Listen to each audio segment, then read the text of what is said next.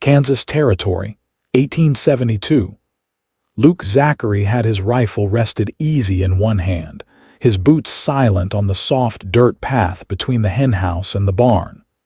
The early morning sun filtered through the cottonwoods, casting narrow slits of light across the yard. He had come out expecting to check the fence line before day heat set in, but what he found instead was a girl with wild eyes and torn stockings, crouched low by the chicken coop with her hands full of eggs. He leveled his voice, calm but firm. "You planning to bake a pie or just starvin'?" She froze. Her shoulders twitched like she was about to bolt, but she did not run. Slowly she stood up, her hands still cupped around the stolen eggs. Her skirt was muddy at the hem, the leather of her boots cracked down the seams. She looked about 19 or 20, but her face carried more years than that. Her hair was dark and tangled, pinned back in a way that had long since given up. "I ain't here to rob you," she said, voice dry, quiet. Luke tilted his head. "Well, you are holding my eggs." The girl glanced down, then back up, her chin lifted. "I was going to leave a rabbit. I have one in my bag." Luke nodded toward the satchel slung over her shoulder. "You got kids," her jaw tightened. "Two, a boy and girl."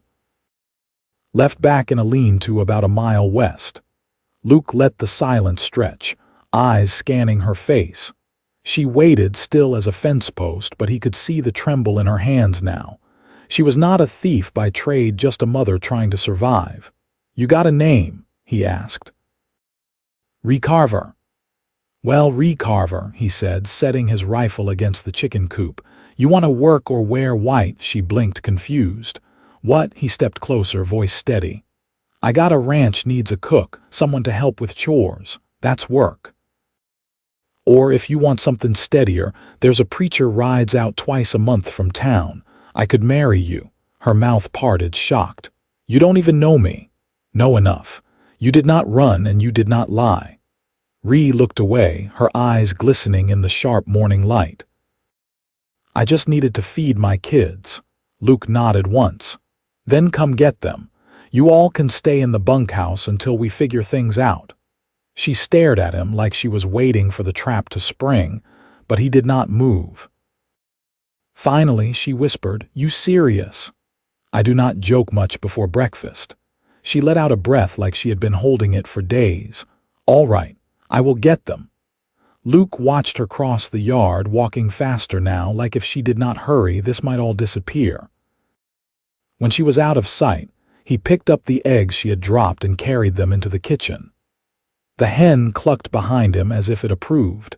An hour later, he stood on the porch, arms crossed, as Ree returned from the trees with two children trailing behind her.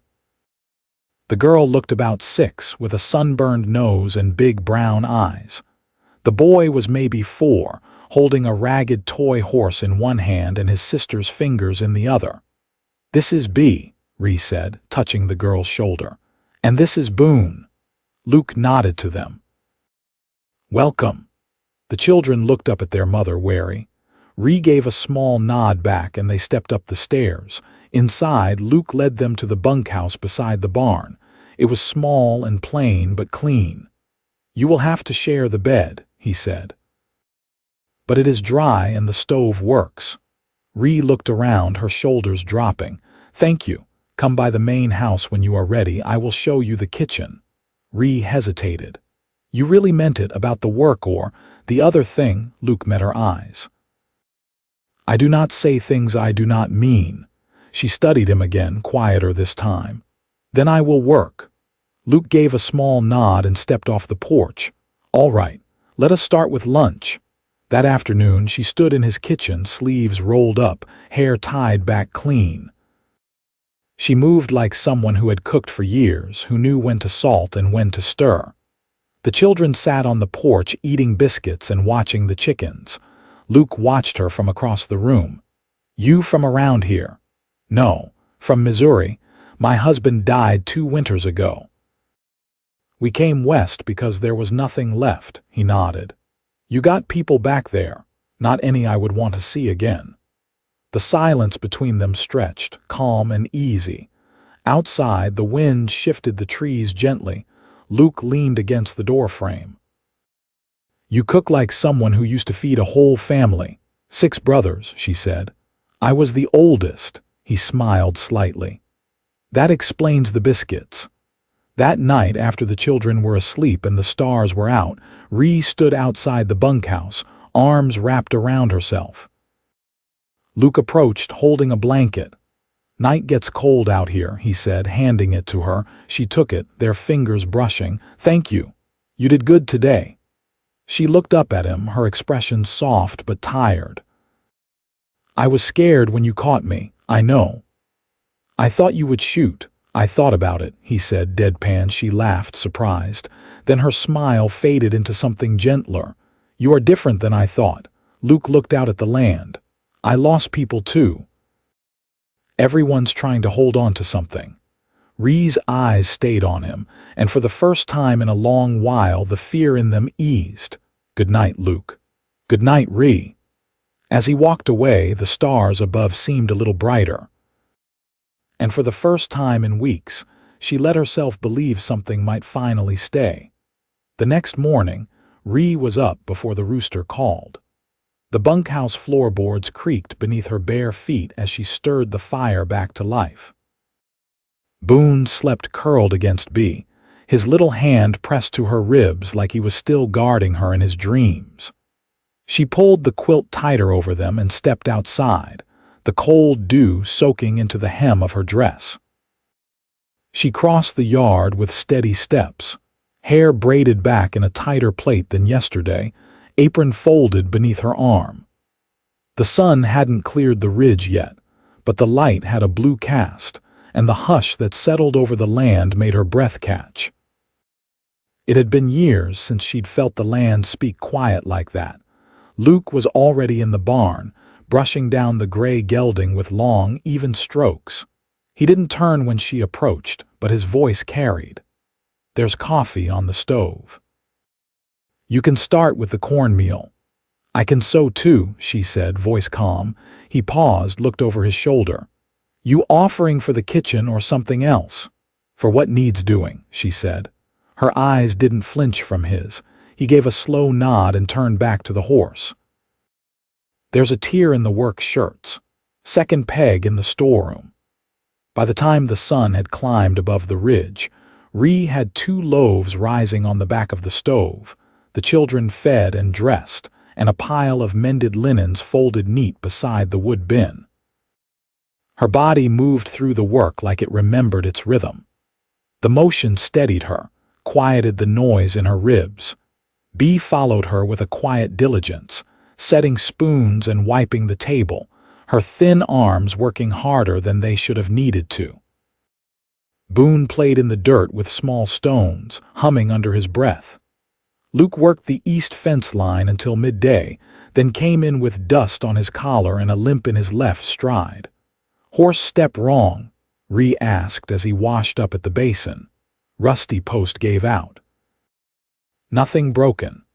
She handed him a plate, warm cornbread and beans, and sat across from him without invitation. The children were napping in the shade near the porch, Boone using Bee's skirt as a pillow. Luke chewed, swallowed, then said, "You been around livestock before?" "Some." "My father raised mules, mostly for hauling." "Think you can drive a team?" She met his eyes. "I can learn it fast," he nodded. "I'll need to haul lumber from town come Friday." Ree traced the grain in the tabletop. "You ever been married before?" He didn't answer right away. "No." "Thought about it once, but she left for Colorado before I could ask." "Why didn't you go after her?" She wanted city streets. "I got dirt in my boots." Ree let that settle. "My husband was a carpenter, quiet man, died slow." Luke didn't press. He let her speak into the quiet if she wanted or not. She looked up. "He was kind, but not built for this. After he passed, we tried to stay with some cousins near Westport. They weren't cruel, just full up. I figured West was better than starving where folks could see you." Luke nodded once. "You're strong." "I'm still here," she said. "That's all." They ate in silence after that, but it wasn't a hollow one. Luke's gaze lingered on her hands, scarred, capable, steady. Her eyes were sharp, not just with survival, but with something deeper. She didn't ask for comfort. She built her own.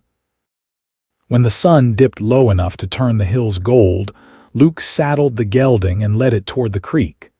Ree was chopping carrots by the stove, but she looked up as he passed. "I'll check the line traps."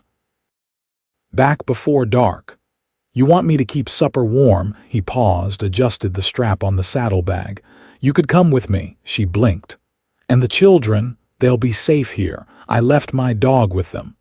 She hesitated only a moment. The knife clicked against the wood once more. Then she wiped her hands and followed him out. They rode in silence at first, the mare Luke saddled for her steady-footed and patient. The trail dipped into a hollow where the air grew cooler, and the scent of wet stone rose from the creek. "You always this quiet?" she asked when the only sound was hooves and the wind through dry grass. Not much to say when a man lives alone. "You still do," he looked at her. "Not anymore." Her fingers tightened on the reins, but she didn't look away. They reached the traps just before dusk. Luke knelt by the snare, lifting a fat rabbit free, then reset the wire with quick, practiced motions. "You ever think about leaving all this behind?" Ree asked, crouching beside him. "Sometimes. But I built this land with my own hands. It's not much, but it's mine." She studied him, the way his mouth pulled tight when the wind shifted. There was a steadiness in him, a kind of weight that made her feel less like she was drifting. "I don't want charity," she said. "Then don't take it." "Take a place." He stood, offered her the rabbit. She took it without a word. They rode back under a pink-streaked sky, the prairie wide and open around them. As they neared the house, the windows glowed with lamplight. Inside, Bee had set the table without being told. Boone was curled beneath the quilt, thumb in his mouth. The dog lay near the hearth, tail thumping once. Ree looked at Luke, her voice low. "You meant what you said about marrying?" "I do," she nodded, slow and sure. "Not yet. But I'm thinking on it." Luke tipped his hat and stepped back toward the door. "Take all the time you need. I'll still be here." And for the first time in longer than she could say, that felt like a promise that might hold. By the end of the week, the wind shifted. It hadn't turned cold yet, but the smell of dry leaves and smoke drifted through the cottonwoods, warning of what was ahead. Ree stood outside the barn, watching Luke hitch the bugboard for the trip into town. The morning light glinted off the rivets on the harness, and the horses flicked their tails against the last of the summer flies. "Bee said she can watch Boone," Ree said, adjusting her shawl. "She's careful." Luke tightened the trace and looked up. "You trust her with him. She knows what to do if he coughs too hard. I left her a kettle and the ash bucket full." He gave a short nod. "All right, you ride up front." She climbed into the seat as he climbed up beside her, and they set off without another word. The road to town was long and rutted, the kind that wore through wagon wheels if you weren't careful. The prairie stretched wide on either side, golden and quiet. A hawk circled above, its shadow flickering across the horses' backs. Luke leaned forward and squinted toward the horizon. Barrels cracked on the rain catch. "Need to see if Cooper's got another one." "I can trade for cloth," Ree said. "Boone's coat's too short in the sleeves." He glanced at her hands folded in her lap. "You sew with wool?" "My mother did."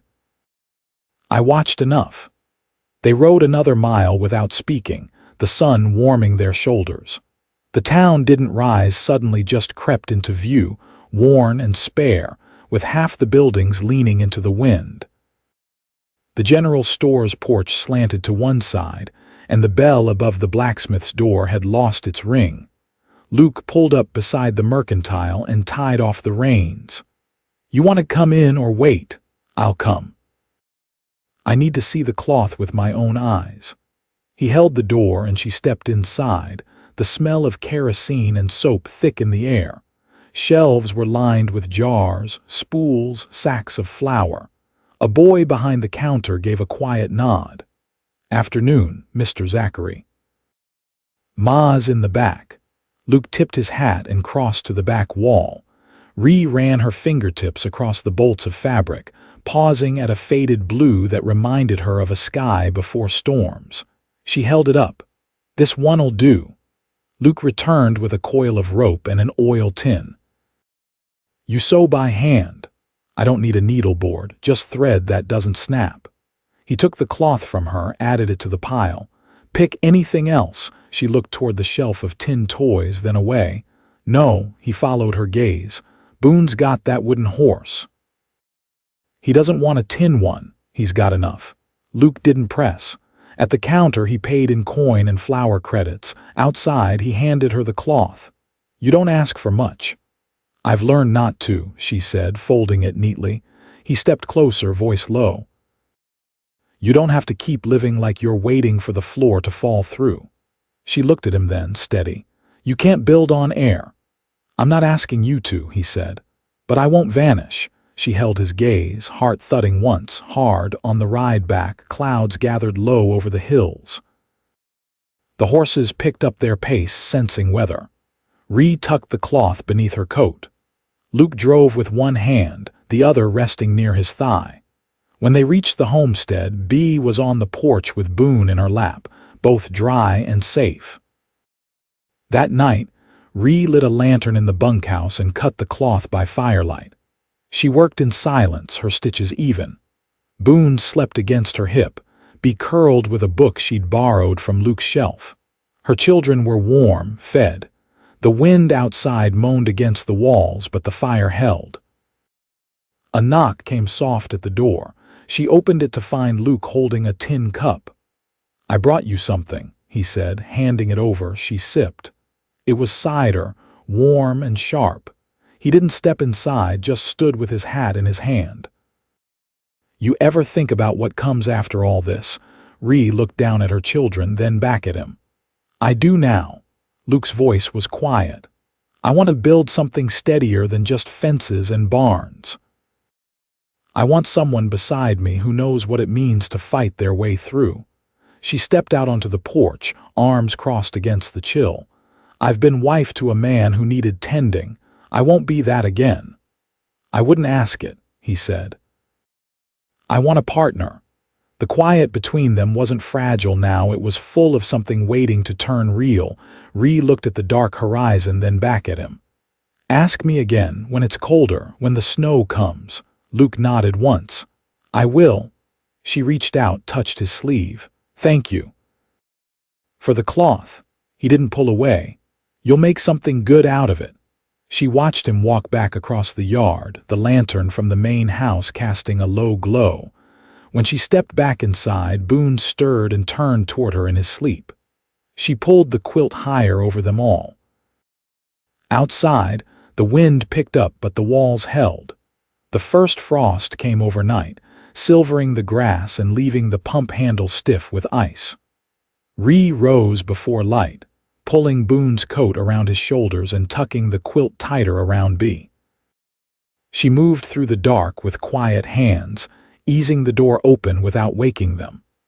A kettle was already on in the main house when she arrived, and the chimney had begun to breathe out smoke.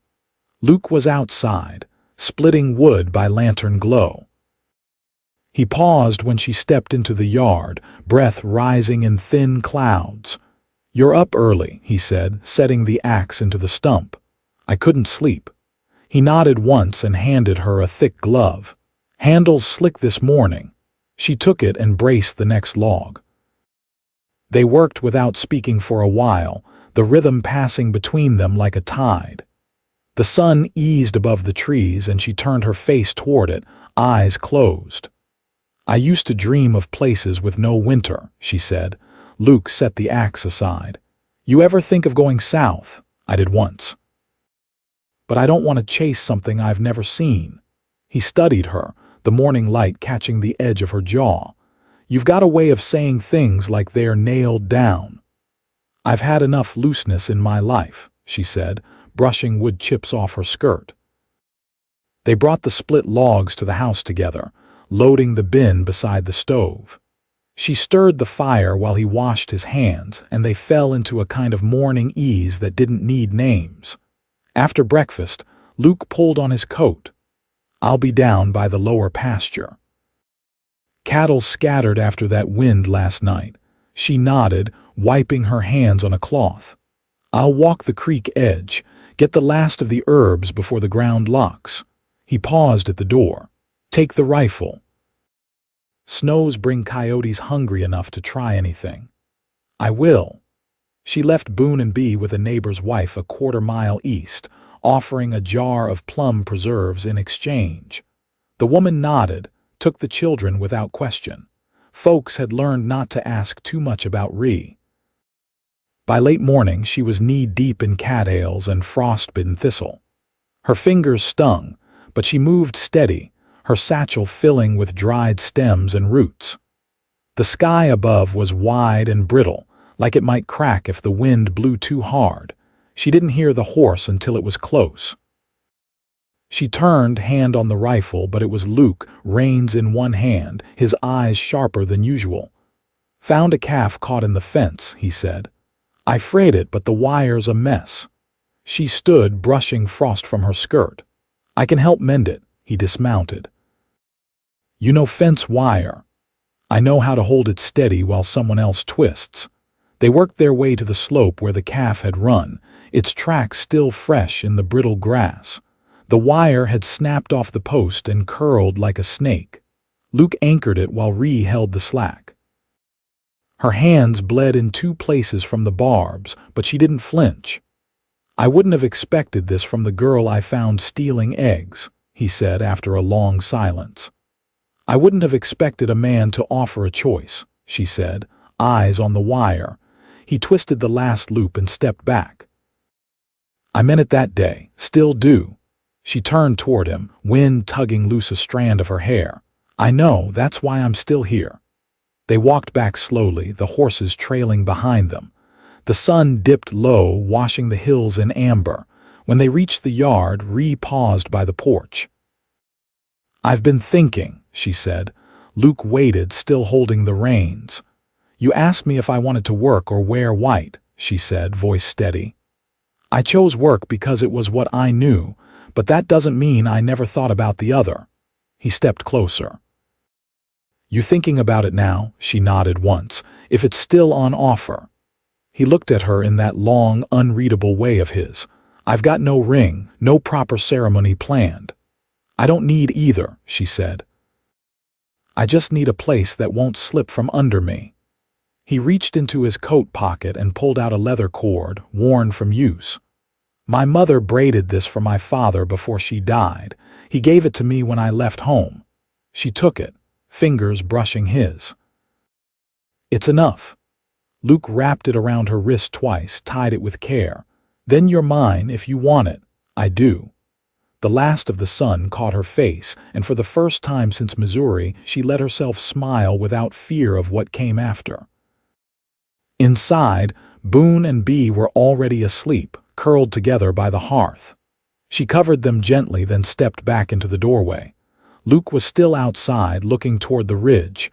She slipped her hand into his. "I'll take your name tomorrow," she said. "But tonight, just let me stand beside you." He didn't speak. He just turned his palm and held on. The preacher rode out from town the morning after the first snow. He came slow on a chestnut gelding, wrapped in a thick coat with the collar turned up and a small Bible tucked under one arm. Luke met him at the gate, boots crunching through the crusted frost, and led him toward the house where Ree waited by the hearth with her hands drying from the wash basin. There was no gathering, no lace curtain or silver ring. Just the children clean and bundled, the fire burning steady, and the scent of boiled apples coming off the stove. Bee stood beside the table, clutching a sprig of wintergreen Ree had tucked into her braid, while Boone clung to Luke's pant leg, eyes wide and curious. Ree didn't wear white. She wore her mother's dress, a faded sage green with mended seams, and she stood tall through the short ceremony, her fingers steady in Luke's calloused grip. When the preacher asked if she took him freely, she nodded once and said yes clear and sure. Luke answered with the same quiet strength, no hesitation in his voice. When the preacher left, he accepted a sack of flour and a jar of honey for his trouble, tipping his hat as he turned back down the road. The wind had picked up, and the sky was thick with the promise of more snow before dusk. Inside, Luke stirred the fire while Bee helped re-ladle stew into bowls. Boone sat cross-legged on the floor, rocking the wooden horse back and forth across the plank boards. The house was warm, not just from the stove but from something settled, something real.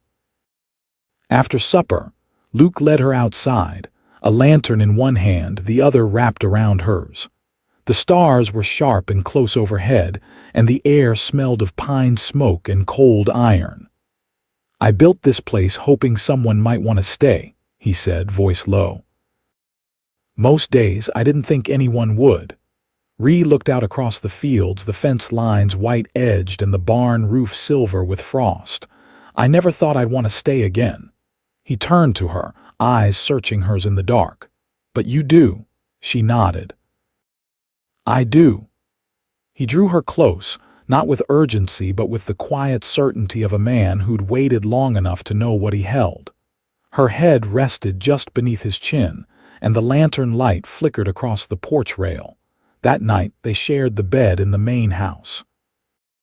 The children slept in the bunkhouse with the dog curled between them, a blanket pinned tight at the corners. Ree's hair was unpinned, her hands soft with salve. Luke lay beside her, quiet, his hand finding hers beneath the quilt. "I thought I'd forgotten how to be close to someone," she said. "You didn't forget," he said. "You just never had someone who stayed." She turned toward him, her breath warm against his neck. "You're staying." "I already did." They didn't speak again that night. They didn't need to. The wind howled against the eaves, but inside the walls it was still. By spring, the land had softened and the creek ran full again.